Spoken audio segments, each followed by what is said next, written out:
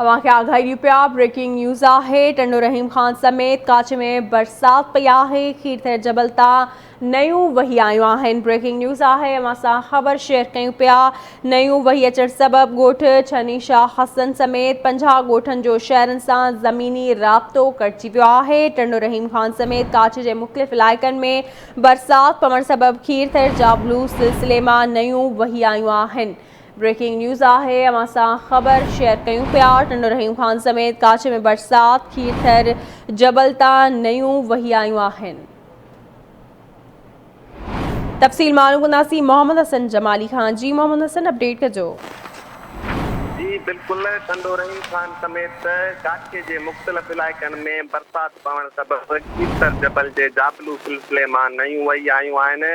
जॾहिं त तव्हांखे ॿुधाईंदा हलूं त खीर जे जाबलू पट्टी ते तेज़ बरसात बैदि नए अंगई नए गाज नई वही आयूं आहिनि।